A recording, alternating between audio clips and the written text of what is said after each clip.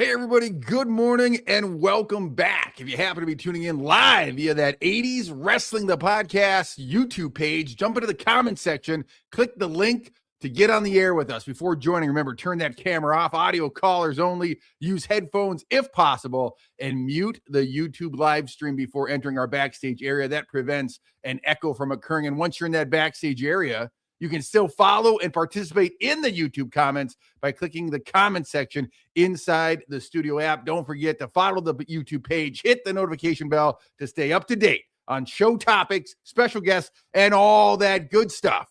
This past weekend, families across the country celebrated Father's Day, and it got us thinking about the incredible family legacies that have shaped professional wrestling over the years. In fact, today's topic was inspired by one of our longtime listeners and frequent callers, Babyface Brian, who suggested we dedicate an episode to wrestling's greatest fathers and their children. Now, wrestling has always been a family business. From generation to generation, we've seen sons and daughters follow in their parents' footsteps, carrying on the family traditions, and in some cases, even surpassing the accomplishments of the legends who came before them. But tonight, this morning, we're tackling the big question: who is the greatest father and child duo in the history of professional wrestling? Is it Dusty and Cody Rhodes, Stu and Bret Hart, Rocky Johnson and The Rock? Maybe it's the Ortons, the Guerreros, the Flairs. Are there any other wrestling families that deserve the top spot? I asked ChatGPT, give me the top 5 father and children duos of all time, and it gave me a list. But did it get it right? We're putting the debate in your hands. We want to hear your picks, your arguments, and your memories. Call in and tell us who is the greatest father and child duo of all time. All that and more on this live episode of 80s Wrestling, the podcast. My name, Jumpin' Jay, and as always, I'm joined by the one and the only, the Con Father, Tommy Firo. Happy Father's Day, Con Father. Happy Father's Day to you, Jumpin' Jay, and happy Father's Day to all our daddies out there listening to 80s Wrestling, the podcast. Hope you had a nice day with your family, Jumpin' Jay. I know I did. Me and my daughter had a real fun time. This is a fun topic today, especially with it being a few days removed from Father's Day, and it got me thinking as well, Jumpin' Jay, on my drive up to the Wrestling Collector this morning, located on Route 23 in Stockholm, New Jersey. If you're ever in the New Jersey area, be sure to visit us. We have people from all over the world, Jumpin' Jay, coming into the Wrestling Collector. When they come up and visit in New York, they stop here. And we just had Matt Cardona and Brian Myers. They filmed something a couple weeks ago here, which I believe is going to be dropping pretty soon. So be sure to follow their YouTube page if you want an inside peek of the Wrestling Collector from Brian Myers and Matt Cardona. It's gonna be super cool.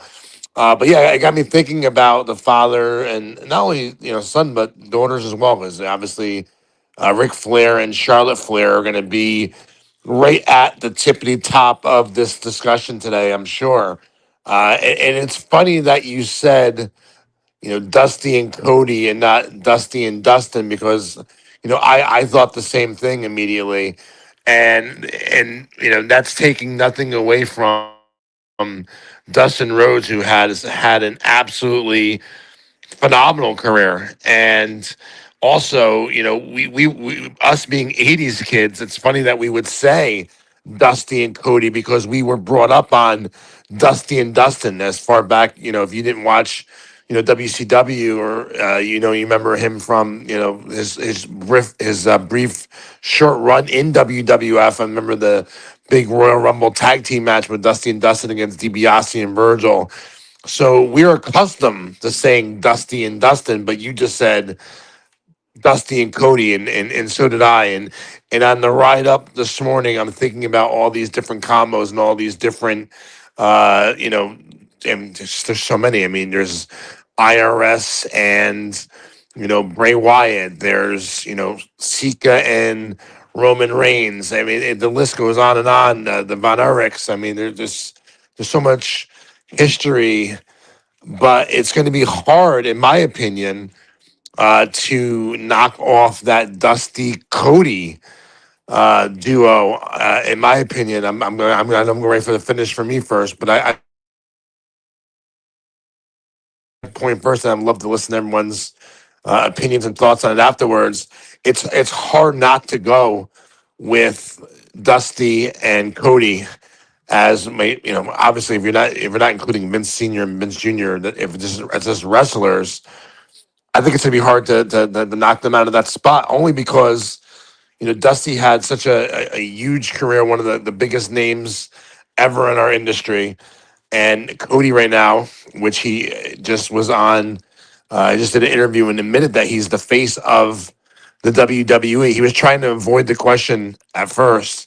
He said, "Well, it depends on who you think it is," and like to kind of like put him on the spot. And he did say that he felt he was the face, and it's hard to disagree with that. That he is not. That he's not the new John Cena. That he's definitely the face of the WWE, and he's had a tremendous run over the last couple of years already. So just because the run he's on right now and how influential and huge Dusty was to our industry, it's going to be really hard to pick another duo than them. So I'm going to go with them until I hear a different debate.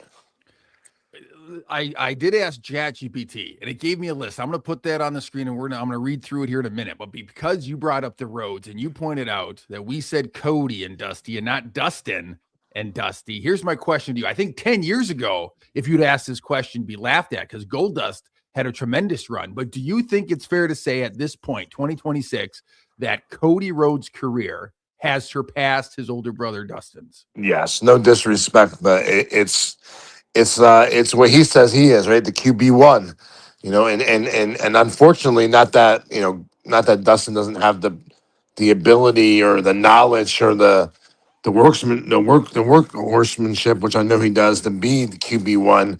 He was never given that opportunity, and sometimes in this industry, it's just whoever is the writer or whoever is the producer, whoever is the creator, they decide that. Unfortunately, that's sometimes being the best in the WWE or in wrestling really doesn't matter. It depends on whose flavor of the week, month, or year you are, right? Especially someone that does this independently, like the guys I book to be top guys. That doesn't mean the other guy's going to be top guys. Is that this is who I see as a top guy, and that's who WWE sees as a top guy.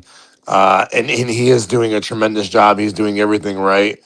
He goes that extra mile. He also said in this interview, which I found what I really enjoyed, was him saying how keep telling him he needs to take a break. And I believe AJ Styles just said it about him on his most recent podcast that Cody needs to take a break. And Cody says he hears that a lot from a lot of people, but he wants to be the guy that is always there and always around. He said even if it gets a little stale, it's still better than not being there. So he's definitely putting the work in. He knows how valuable the opportunity he has in front of him right now. It sounded like he didn't want to take a break away from it.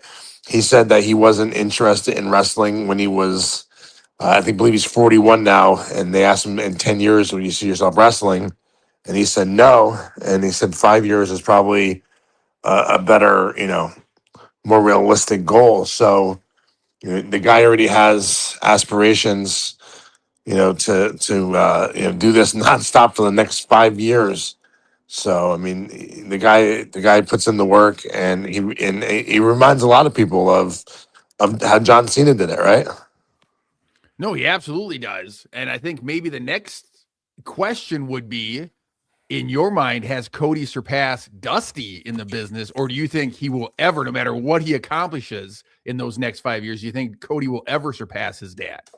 That's a really, really, really interesting question, and I would love to hear anyone that jumps on today. I would love to hear other people's opinions of the question you're just asking me, because it's a really hard question, right? Because you know, someone like Dusty, or someone like Hogan, or someone like Flair, or one of these iconic names that will live forever in wrestling, right? Like it's almost impossible to be able to live up to that hype. It's not fair it's not fair for the either the man or the woman to have to follow someone like Dusty Rhodes or someone like Ric Flair. And look at Charlotte Flair, for example. And again, we can have a debate that they're the winning couple, and it would be hard to suggest that wasn't the right answer either, right? So like someone like David Flair, who obviously he was destined to. I don't care how talented he was Ric Flair's son, and that's how they looked at him. And obviously his in ring work wasn't anything to write home about, and obviously it didn't work out. But where Charlotte, she's gosh, Rick himself says that she's better than he ever was.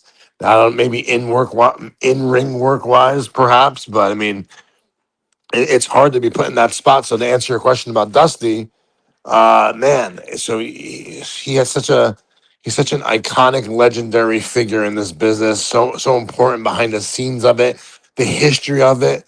But here you have his son, who right now right now, Jay, with WWF, WWE, I'm sorry, WWE, how they raised their prices and everything, like everything is breaking records from attendance to merchandise sales to ad revenue to how much they're getting paid from broadcasters, and like they're shattering all their records, and Cody is legit the quarterback of that right now, right? He's the face of the company over the last couple of years, and they're experiencing their highest generated revenue. And listen, at the end of the day, Jay, as a business, that's the most important part, right? So it's hard to say that he's not, paving his own path of being this legendary figure in the industry. He also said that he had aspirations of possibly doing Triple H's job one day. They mentioned how, he's 10 years younger than Triple H, and would that be a position that you'd be interested in one day? And he said he would be. And it would be hard, not to want to give, like if you're WWE right now, right, and he's the top guy, and Triple H Triple H retires, 10 years from now or whatever, and it's hard to say that Cody wouldn't be someone that would be good to slip into that spot. So he obviously has other aspirations within the business after he wrestles, and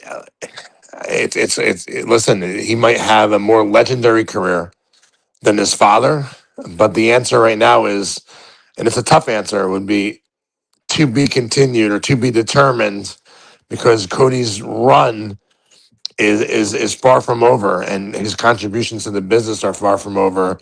And hey, man, when this is all said and done, he might surpass his dad.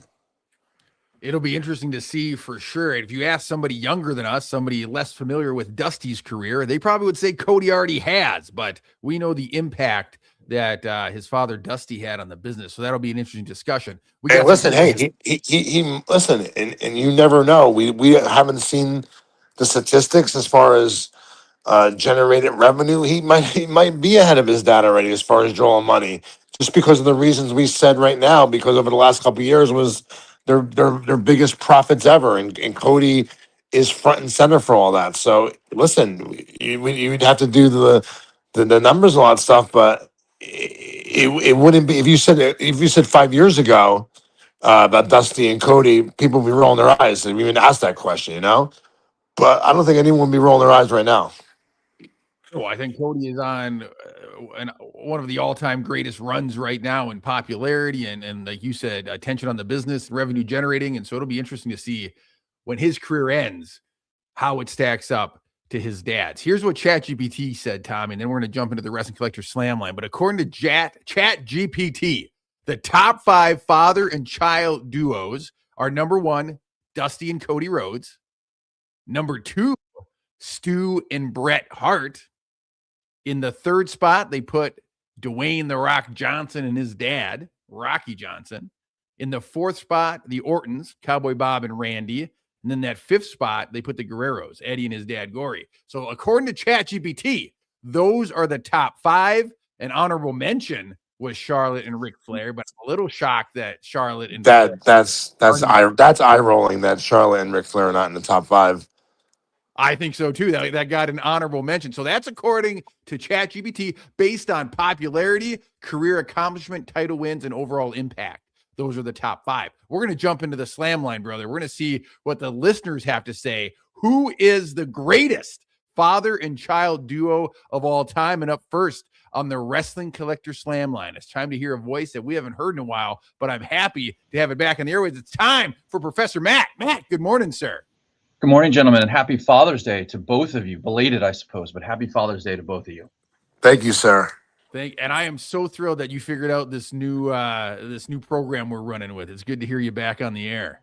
I am doing my best to figure out all this technology mumbo jumbo, but I think I'm here. I think I've got it, which means maybe you can teach an old dog new tricks. I don't know. I'm doing the best I can here, so I think I've got it figured out. So, Jay, it's really apropos that you went to ChatGPT for this question, because as you mentioned at the top of the show, the person who suggested this topic, Babyface Brian, I've many months ago anointed him Wrestling GPT, and so I can't wait to hear Wrestling's GPT's answer and see how it compare and contrast with the ChatGPT results that you've put up on the screen. And I don't think it's any surprise that the top 5 are probably the first ones that come to everybody's mind, right? And I'd even throw in the flares, as Tommy and you spoke to. But there are so many. I mean, isn't professional wrestling, isn't it really just so deep with family trees, right, throughout history? It's very unique. You get that in some other sports, but I don't think to the degree that you see it in wrestling. It's a very unique situation, and you can throw in a lot of names that came to mind, like the Hennigs, right? Larry the Axe and Kurt Hennig, the Gagnes, Vern and Greg. Greg is part of the High Flyers, and if you go beyond the 1-in-1 scenario, you can start to throw in names like the Von Erichs, right? Fritz and all his boys, Kevin and Kerry and David. Kerry, certainly, I think, the standout of that group. You could even go with the Blanchards, and you get now 3 generations, right? You go Joe to Tully, all the way down to Tess, right? Modern day.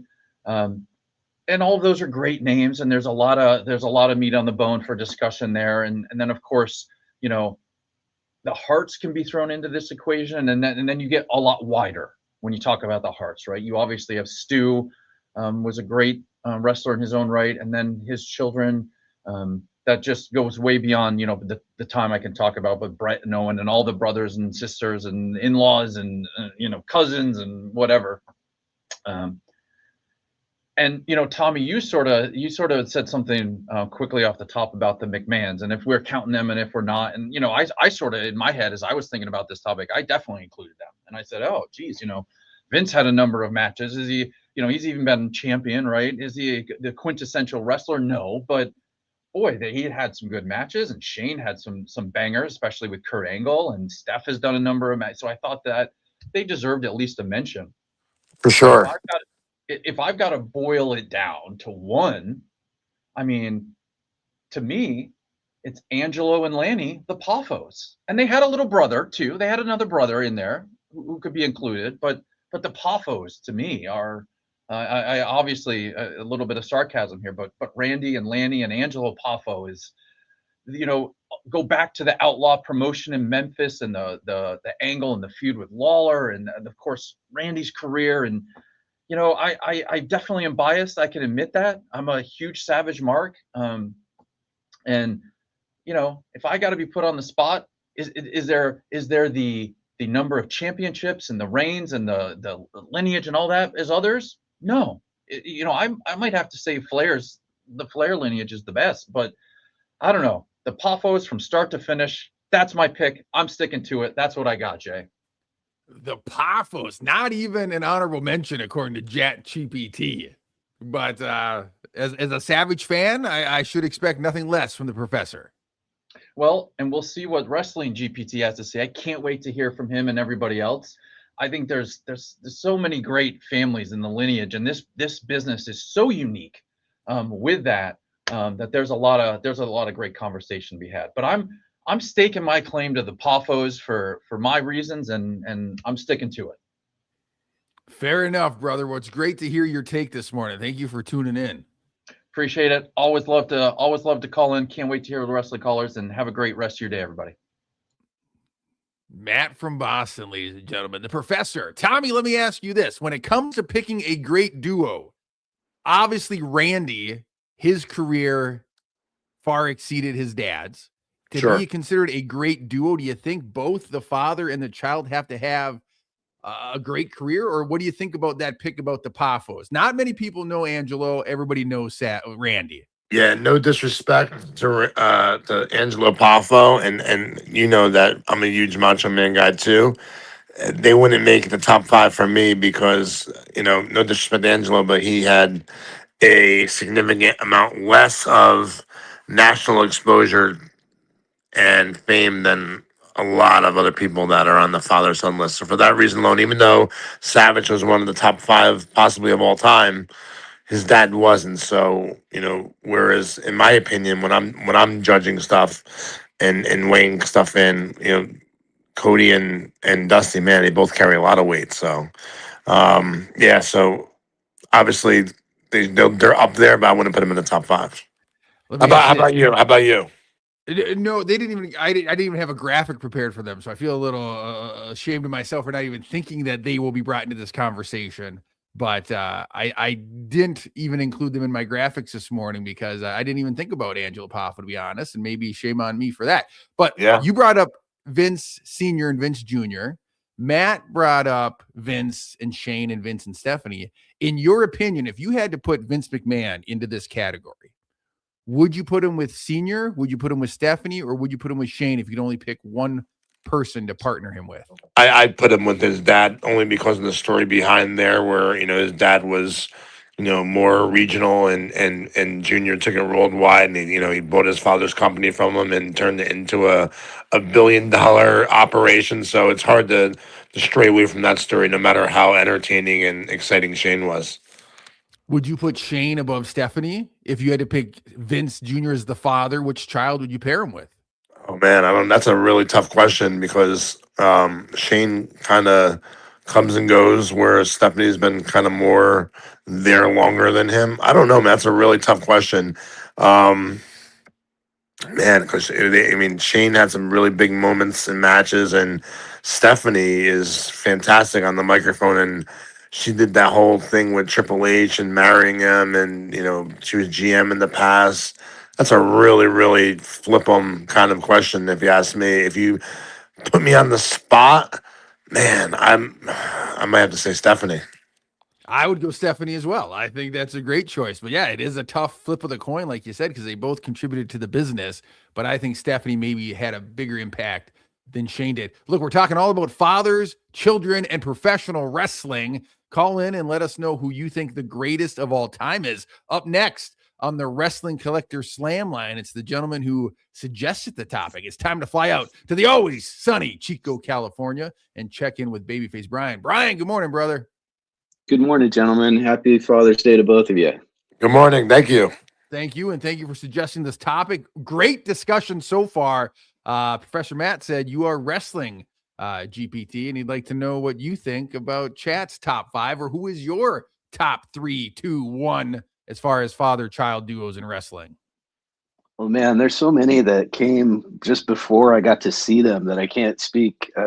I just can't speak from actually getting to watch them. Like guys like Johnny Valentine and Greg Valentine. I've seen Greg, and I wouldn't put them in top five, but that's just somebody that's out there worth mentioning. And then I love the fact that Roddy's daughter is out there, still representing Roddy Piper. Teal Piper is out there, and then with the McMahons, I saw something recently where it's been just over 70 years when Vince started putting wrestling on TV in Washington D.C. and it spread and just grew from there. So he was a big part of getting wrestling on TV and growing the business through TV. So Vince Senior, so Vince and Vince Junior, that's just a colossal behind the scenes growth of the business that is it just has done immeasurable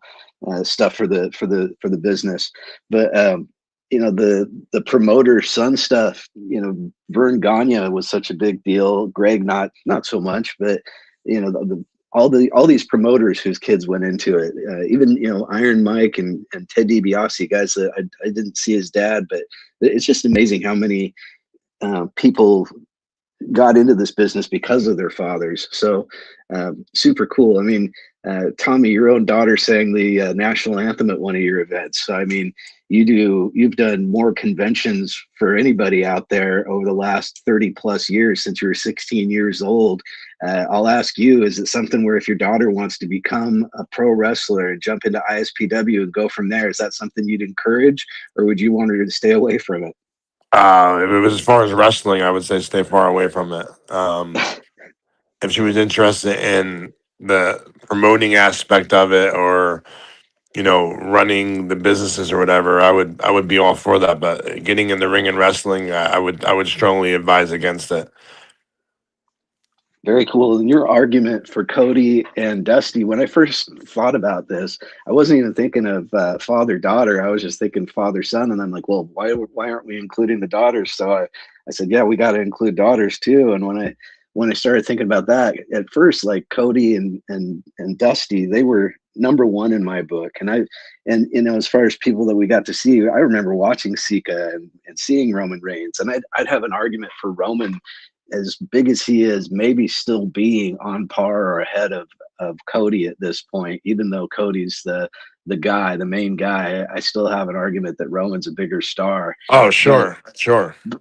But Sika isn't, Sika's not at that level of Dusty. And then when you think about, like I said, your argument about Cody and Dusty is convincing me. As far as Dusty behind the scene and in training so many people, his influence is so huge. But when I started thinking about father-daughter, then I just thought, oh, you know what? Ric Flair is considered by so many to be the top wrestler of all time.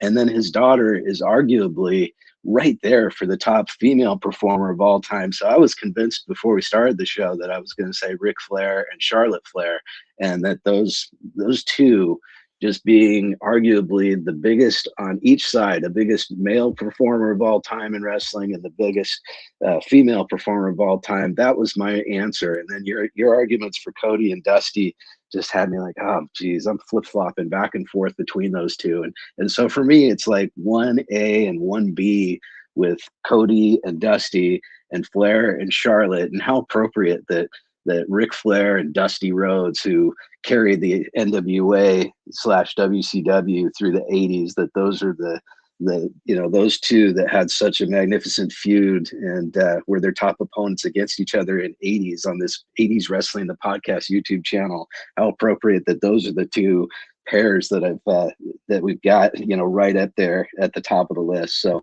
man, I'm having just such a hard time deciding between those two pairs. Like I say, Dusty and all of his influence, I still put him above Cody personally, with all the influence he had in training so many people and the creative booking. I mean, Bruce Pritchard talks about calling up Dusty in WWF, calling up Dusty, who was over in WCW, and asking him for finishes for matches, even though they didn't work, in the same company, that his creative mind was so powerful that they would reach across the aisle and ask him for ideas on finishes and stuff. So, I mean, like I say, those two pairs are, in my mind, at the top of the list. And I guess if I'm going to have to gun to my head, pick a pair, I'm going to go Ric Flair and Charlotte, just being the male side of the business and the female side of the business. That'll get my vote, which could change tomorrow.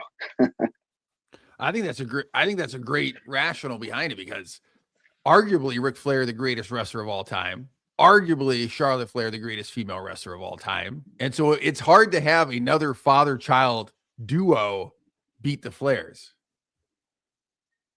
Yeah, I mean, like I say, those two pairs, to me, those are the top two. So, but that's who I'll go with. And I thank you guys so much for including me in the conversation, and congratulate you on how good it's been so far. I love listening every week and joining the family here. Well, we so appreciate you calling in every week, and thanks for suggesting this topic, because this is a fun debate, because when you try to break it down, you can make an argument for a couple of pairs. And so it's fun to see where everyone's opinions are at. All right. Take care, guys, and have a great weekend. And I'll enjoy listening to everybody else and what they have to say. Sounds good. You too. Thank you so much, babyface Brian. Tommy Fierro, would you put Charlotte Flair as the greatest female wrestler of all time? Oh man, it's hard not to say that she's not, right? I mean, she's fantastic. Even that they have her in a tag team with Alexa, and she's not, she's really out of the main event picture. She's a main event, right? She's made such a big name for herself, and she always delivers on the big matches. It's hard not to find a really good Charlotte Flair match, and yeah, she's arguably the greatest woman wrestler of all time. I'm not saying 100%, but I mean, it's hard not to say that she shouldn't be in the mix of that talk, but she might very well be. You look at her title reigns, and it's kind of crazy. 6-time women's Raw champion, 7-time women's SmackDown champion. She held the Divas Championship once, 2-time tag team champion. Would you put Charlotte Flair's career accomplishments ahead of Cody Rhodes? Well, it's a tough question because uh, the dynamics are a lot different. There's a lot more sharks swimming in Cody's ocean than sharks are swimming in Charlotte's ocean. Does that make any sense or no? That's a great way of putting it.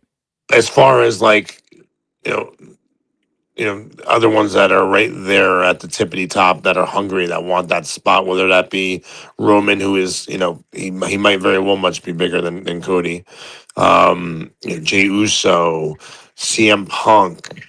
Obafemi now is in the mix. LA Knight is, people still saying about him not getting the push he should get. All these big names are in that discussion, right?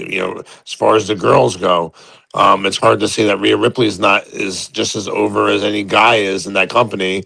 So when you talk about the Charlotte discussion, it's hard not to want to throw Rhea in there because she's kind of like pop culture right now, in my opinion. When I go to when I have events and I see people, girls wearing WWF shirts, a lot of times they're Rhea Ripley shirts. I see a lot of Rhea Ripley shirts. I see a lot of people come in the store and ask for Rhea Ripley. So it's hard not to put her in that conversation as well. So, but I do think there's more sharks in Cody's ocean than Charlotte's. But yeah, man, it's hard to say as far as women. If you're comparing, the woman accomplishment to the man accomplishment, like yeah, I mean, she's the goat. She very well might be the goat.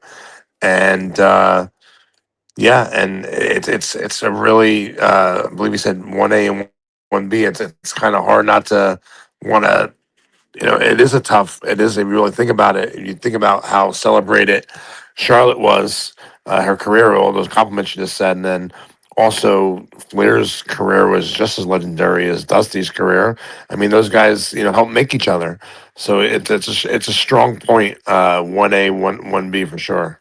Yeah, it's hard because I think if you're being honest and you look at it, you'd probably give Ric Flair the edge over Dusty.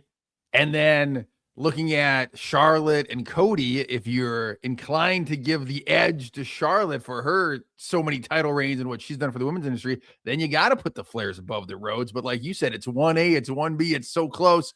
Who can tell? Well, maybe the next guy will be able to break it down for us. Next up on the Wrestling Collector Slam line, it's time to visit the Firehouse. It's time for Firefighter Brian. Brian, good morning, sir. Happy belated Father's Day to you. Happy Father's Day, gentlemen. How's everything? Doing very well, sir. How are you? I can't complain, man. Doing a lot better now that I'm talking to you guys. Well, thank you so much. I know you're a guy who knows a thing or two about a thing or two.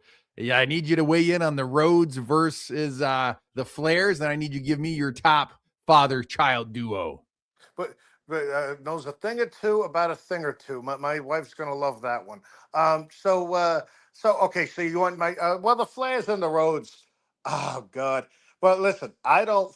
Okay, I think a great father child, or should I say parent-child duo for that matter. In my opinion, you know how I say there's legends and there's legends. And to me, and again, we're not doing wrestling families here. This is father son, father daughter, whatever. to me, the best ones are when both of them are in those lists of legends. Okay. And I've yet to see a father daughter qualify for that yet. Okay. For my money, the best father daughter duo combo, the Vachons. Loved the That, Vachons. And then that's a you good. throw That's Butcher in good. there. Oh my God! Tommy, did you ever in your career come across any of the Vachons? I had Luna at one of my conventions back in 1995. And it was Wow. before I remember they asked if she can leave early that night. That's the night she made her ECW debut at the ECW Arena. I had a convention earlier in the day, and I just remember that because Raven was at my convention too, as Johnny Polo, and Oh he wow. was going to ECW too. So he asked, Paul Heyman asked, Raven asked me if Luna can leave early to go to the ECW Arena. But yes, that's my memory of working with her.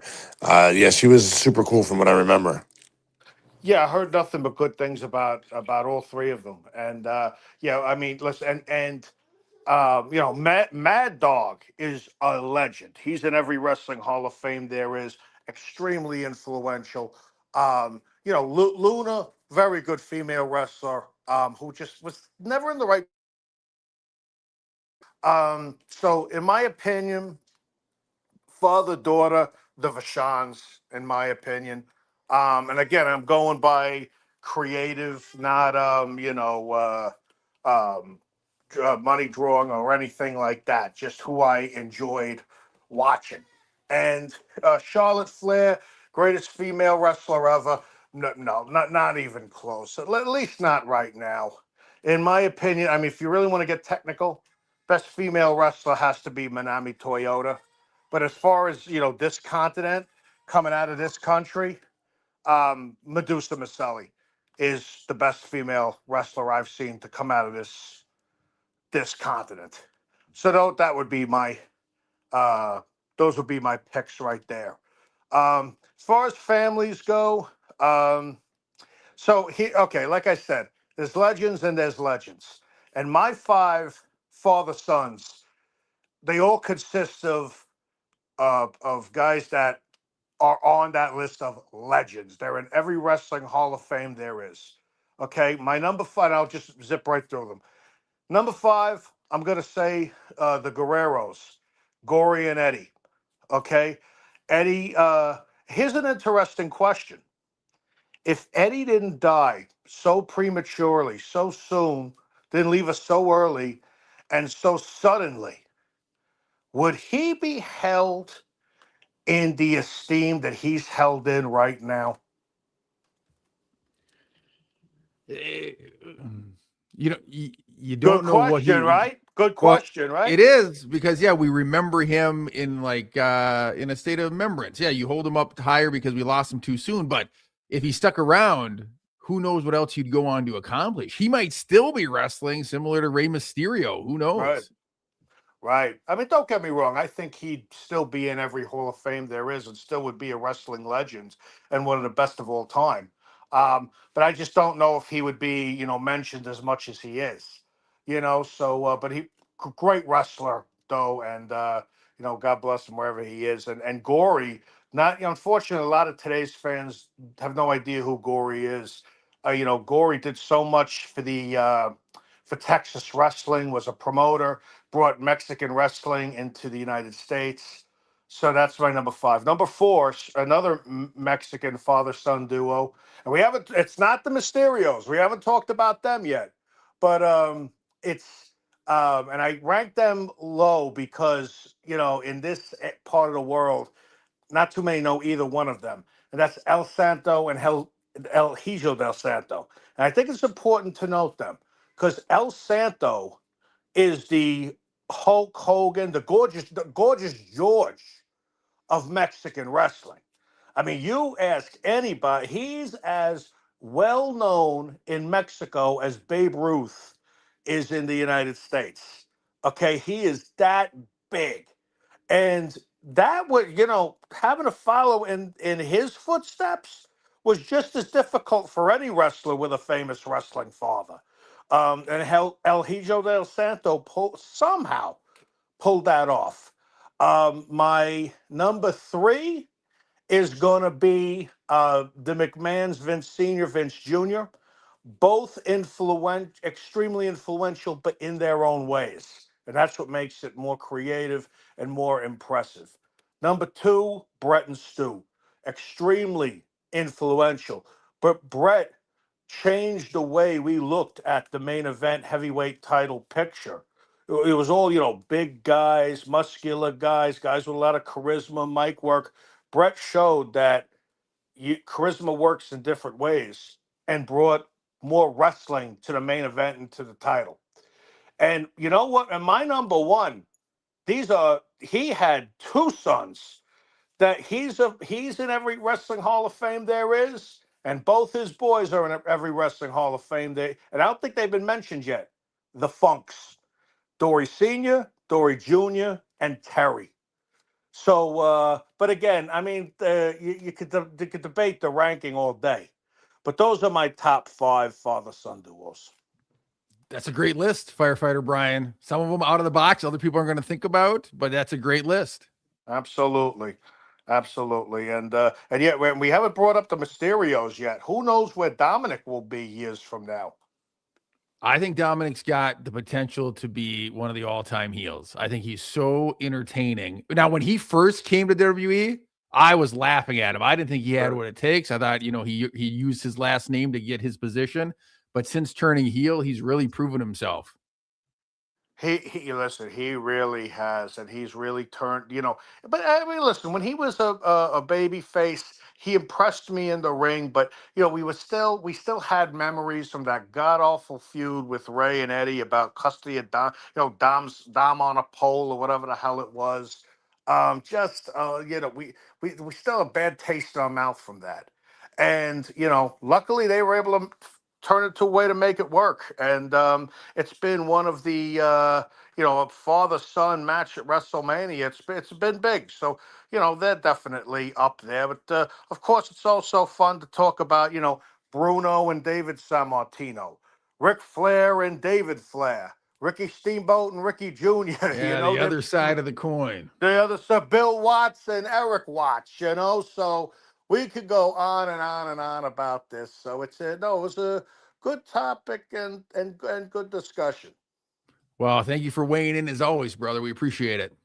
Guys, always a pleasure. Hopefully talk to you next week. God bless. And rumor has it that Nick Hogan is up for being trained to become a professional wrestler. Now, I don't know if Hulk's son should step into the ring. I think that's a shadow that is cast quite large in the world of professional wrestling. And so we'll have to see if Nick does, in fact, start training and step into the ring now that his father has passed. We're talking all about the greatest father-child duos in the history of professional wrestling. And up next on the Wrestling Collector Slam line, it's time for the rookie. It's time for Edwin. Edwin, good morning, brother. Good morning, Jubba J. How are you? Doing very good, sir. How about yourself? I'm doing pretty good. So, I actually am pretty happy that we're kind of, talking about doing some more discussion topics, because I've always really enjoyed it, because we get to be a little bit more opinionated. But before I get into this week's topic, did you guys hear about the Tiffany Stratton video of she was doing this card reveal? Of, Yes. Yes, and she was revealing old wrestling cards, and then I think they got to Sergeant Slaughter, and she pronounced Sergeant Slaughter as SJT Slaughter. SGT Slaughter. Oh no, I had not. And I that. literally I could just feel the wrinkles on my face just get more and more bigger as I just realized, okay, this is I'm really old at this. Listen, point. this is something I have real quick I want to weigh on this. Something that I have a big problem with, because obviously she's young, but she is up until recently, I think she was seen as one of WWE's future brightest stars, and especially in the women's division. Right, she caught on quick with the audience. The whole tippy time thing, it got over.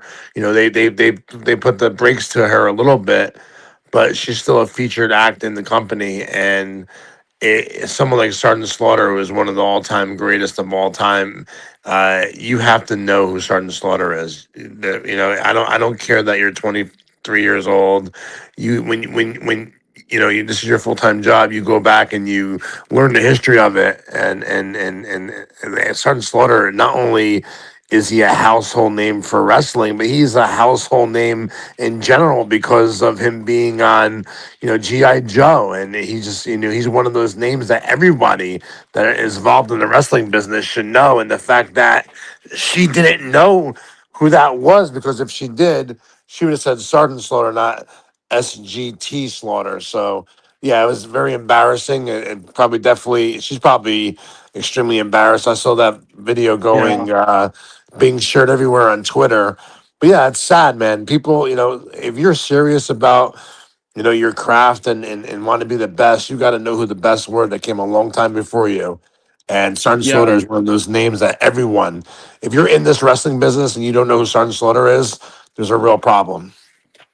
Yeah, and I do want to also just say, like, I really hope that people like kind of just like go overboard and start attacking her, like, because she didn't know who Sergeant Slaughter was. It was a mistake, but at the end of the day, it's like like how like cyberbullying goes at this point, and it's just I just hope like people like they can maybe like laugh at it and be like, okay, you gotta like do your history or whatnot, but like hopefully they don't go overboard with it and just like hopefully like it'll like blow over, but it was kind of funny.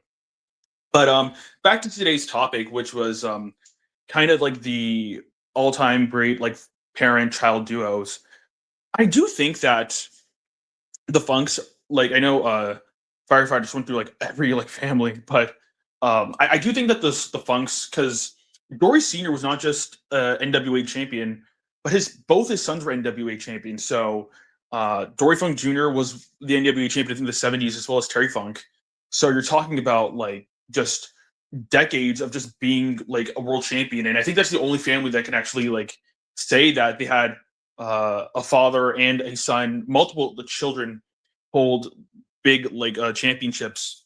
So I think like they're kind of, I mean, they have to be like top two. Like I'd put them over the Hearts, or like not the Hearts family, but just sort of like Brett and Stu, because I think like Dory Funk Jr. As a wrestler, or Dory Funk Sr. As a wrestler was better than Stu Hart, and Terry Funk Brett. That's kind of like you can kind of like have your pick and choose for those two guys, but obviously the Funks is probably really high up there.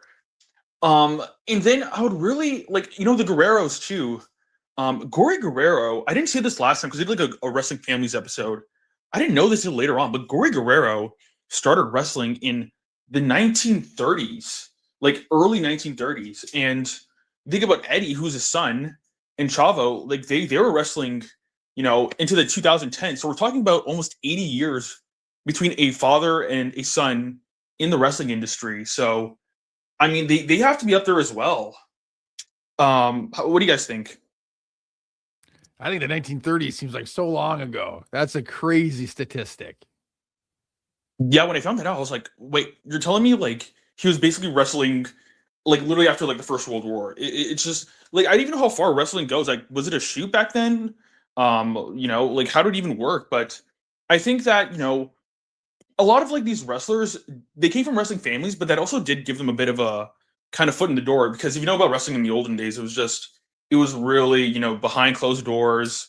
It was tough to find like a wrestling school, tough to get booked, and these guys obviously grew up in the industry, so money was to be made, and if they were really dedicated, there was an opening. So I think that's one of the reasons why were able to pursue it. But I do think like the number one is, I mean, it just has to be Dusty and Cody. I think Dusty, you guys had this debate earlier in the episode where you're talking about like, has Cody surpassed Dusty? And it's a really good topic. And I think Cody's actually even been asked that before. And Cody basically had a really good answer where it was sort of like, Dusty, it's not just what he did in the ring, it's what he did behind the scenes. Like, like when like the cage goes down, right? The dun dun dun dun dun sound, like that was Dusty Rhodes. And like just the amount of guys, like Ric Flair's first gimmick was basically being Dusty Rhodes' brother. Hulk Hogan got into the wrestling industry because of Dusty Rhodes, and he copied his promo style. And like it's just so many like Sting became a star because of Dusty Rhodes, and just all these other guys who just became like these massive names. Starcade wouldn't exist without Dusty Rhodes, and this is where it kind of becomes sort of generational for me, where like when we grew up, right? So we're talking about the 1980s. Television was just a so much bigger medium than it is today, because it was just we had like less channels. Cable really wasn't that much of a it wasn't something that like was really big. It was sort of like, you had your local stations, and Dusty just worked all over the country, and he sold a lot of tickets. He got over everywhere he went, and it's just something where you just kind of look at the reactions that I don't say that Cody doesn't get big reactions, but like when Dusty just walked out, it just felt like he was kind of their hero. Like he was kind of like that guy that everyone really paid to see. I don't know if everyone pays to really see Cody Rhodes, quite frankly. Do you kind of know what I'm saying? Yeah, I hear you. I think they're definitely, and you don't know if it's like you're saying, wrestling is different now than it was then, and so maybe there's just not as much investment in the characters. But yeah, people held Dusty up as like this absolute larger than life, like you said, legends looked up to him and wanted to emulate him. And I don't know if we have that in today's world with wrestling. So I do think Dusty was looked at maybe as a larger image, no pun intended, because he's physically larger, but than his son Cody. I think it's just like not just the wrestling, but just the way we consume media. Like WWE is not even on TV. Well, like in Canada, because it's on Netflix, so it's not even on TV anymore. It's literally behind like a streaming service. With Dusty, it was just like you turn on, like, flip on a channel, like Dusty Rhodes is like dropping an elbow on Ric Flair or something. So I think Dusty Rhodes is think of how many people got introduced to wrestling because they were flipping the channel. Now you have to, like you're pointing out, you have to seek it out.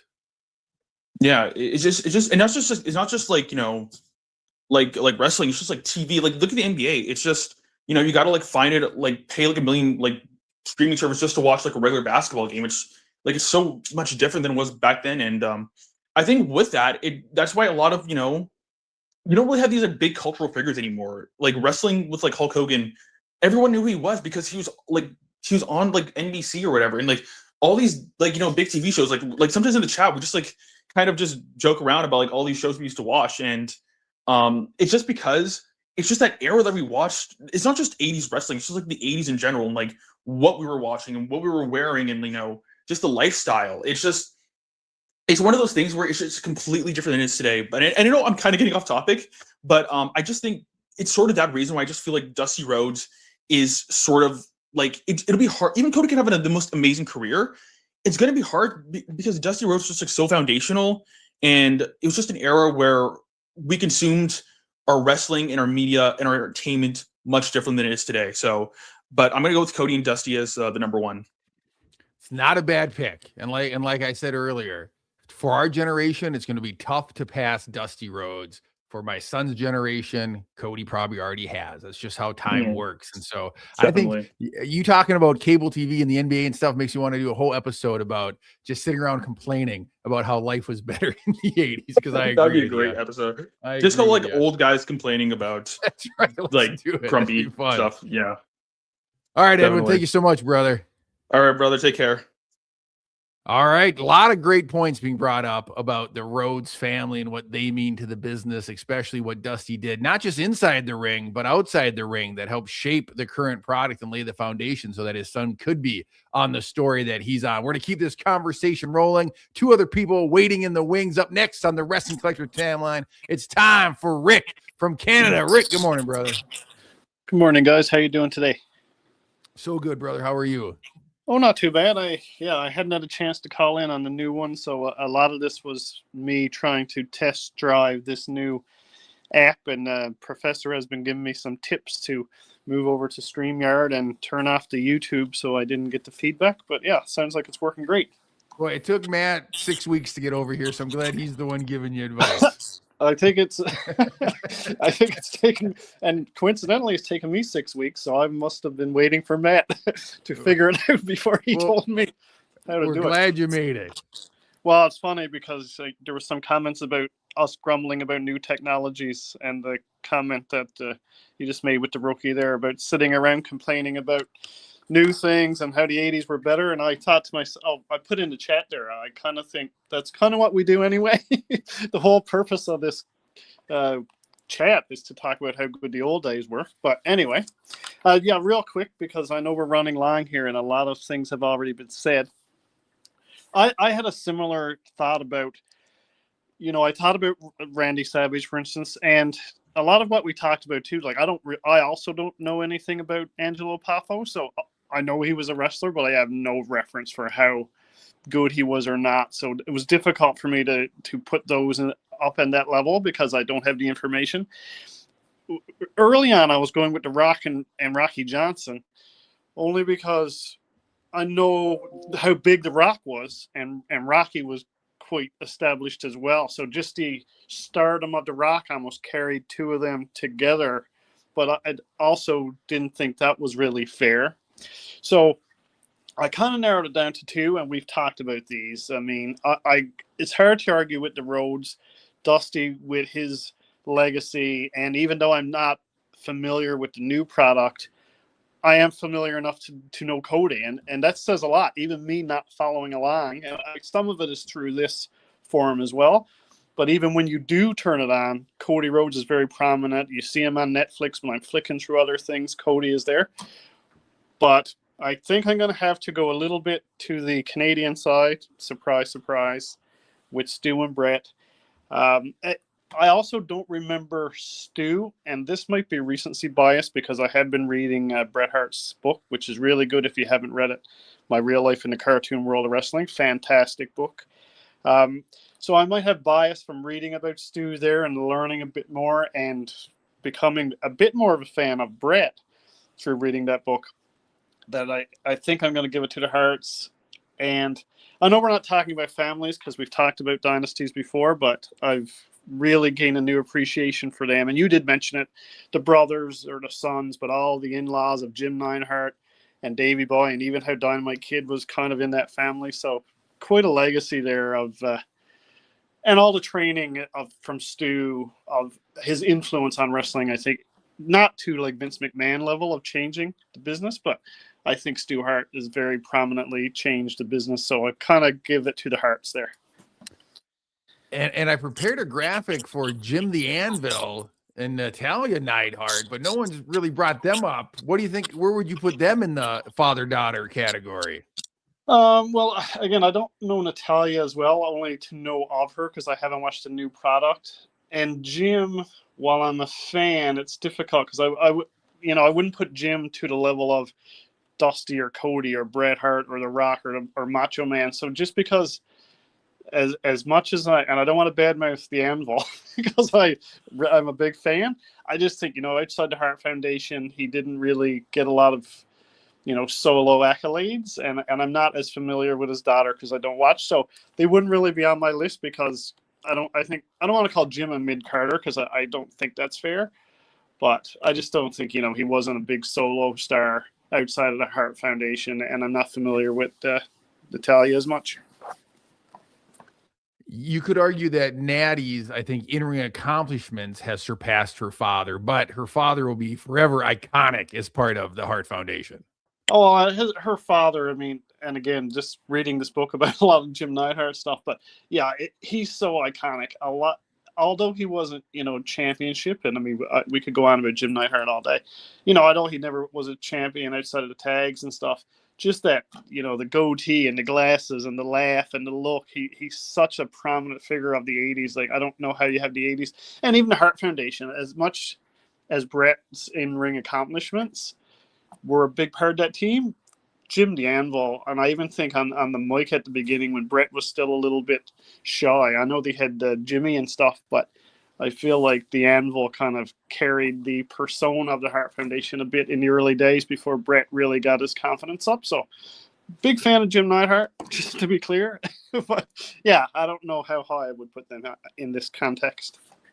It might be fun to do an episode of some of the lesser half of take teams. We could talk about Jim the Anvil, Nikolai Volkov, Shawn Michaels, guys that didn't really carry the team, who were overshadowed by their partners. Oh, I love the I love the Shawn Michaels Marty Jannetty comment.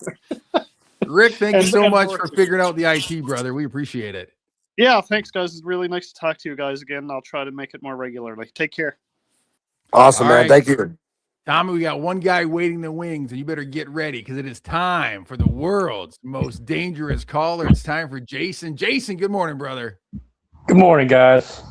You've heard a lot of discussion this morning about fathers and their sons and their daughters. You got the last word, brother. Who do you have is the greatest father-child duo in the history of professional wrestling? Well, I'll go from 5 to 1. Let's do it. Number 5, the Harts. Stu and Bret and the whole family, basically. I think they all wrestled at one time or another, except for the sisters. But the brothers, I think they all wrestled. Might be the most iconic family in wrestling. I think we might have done a show on that, and it comes down to them and the Von Erichs, but the Harts might have it. Number 4, the Von Erichs. I mean, Fritz was a star. Which son are you picking? It's for me, it's probably Fritz and Kerry. Because I said he was always the best of the Von Erich boys. I just rewatched The Iron Claw for the second time recently, and it's such a tragic story with that family, but Kerry might have been the most talented of his. If he wouldn't have had the motorcycle accident and wouldn't have fallen into depression and drugs, who knows how high that star could have rose. I mean, a lot of people said that David was the best, but I'd never seen David. Of course, I've seen him wrestle over through YouTube and stuff, but I don't remember it. Even the movie kind of paints David as the one that the other brothers are trying to live up to. Right. But anyway, that 3 wunks, and it's hard to pick between Dory Sr. or do you pick Dory Jr. or you pick Terry? I'm going to pick Terry. Yeah, the Funks are another unbelievable wrestling family. And number 2, Dusty and Cody. I mean, you could even throw Dustin into that conversation, but I'll go with Dusty and Cody. Those are the 2 that you would think of. And I think, like you said, even if Cody wasn't doing what he's doing right now, and you had Dustin in there, you still got to put the Rhodes in the top 5. I think. I would agree with that. And number 1, Ric Flair, and Charlotte Flair. Is Charlotte, in your opinion, the greatest female wrestler of all time? She's one of those you could say if she's not, she's 1A. Yeah, and I think you're of the mind that Ric Flair could be considered the greatest of all time, correct? Ric Flair is the greatest professional wrestler who ever lived. Yeah, and if you're putting his daughter at 1 or 1A, then it's tough not to put the Flairs at the top of this list. I mean, for what? I mean, it's multiple times. Ric Flair's according to WWF, he's a 16-time world champion. But if you go outside WWF, he's a 21-time world champion. And she's what, a 13, 14-time women's champion? It's unbelievable how many championships that duo has. I mean, how do you argue against that? I'm not going to. I think the Flairs have it, in my opinion, too. I think the Rhodes are a very close second, but I think when you talk Ric Flair, maybe the all-time greatest, Charlotte Flair, maybe the all-time greatest, it's hard not to give it to Flairs. And, you know, a family that does not get a mention, and they may down the road in 20, 30 years, the Pillmans. Yeah, because Brian's son is wrestling. Yeah, Brian Jr., or he's Alexis King now in NXT. Yeah, we'll have to see in a few years, because Brian had one heck of a career, and another tragic story where the career ends far sooner than we would like to have seen it. Yeah, exactly. Brian's career should have went on at least another 5 years, maybe tops, maybe 10. Yeah, he was good. I loved him as Flying Brian, and then when he came to the WWE and it was part of the new Hart Foundation, the wrestlers would say like they didn't even know if he was acting crazy, if he was crazy. Like he was so good at what he was doing, he was even fooling the boys, which means something. I like him with Stunning Steve as the Hollywood Blondes. Hollywood Blondes, fantastic take. As a matter of fact, I just bought those action figures this past week. Who makes those action figures? It's WWE. All right. I'm unfamiliar with the Hollywood Blonde figures. I'll have to Google that after the show. Hello? Jason, thank you so much for weighing in and giving us All the right. Flair vote. I want to say one more thing. Go for it. Kick Tommy's ass. Oh, I was just gonna say, someone that we didn't mention as a father-son duo was Jerry the King Lawler and Brian Christopher, who was Grandmaster Sexy. Although his career was unfortunately ended short due to him passing away. He was he was a big star in the USWA, Mhm. and he was part of one of the most popular acts in the WWF during one of their biggest peaks. I know he's in the middle of the card type of character, but his dad is also legendary. So they need to at least be in the conversation, in my opinion.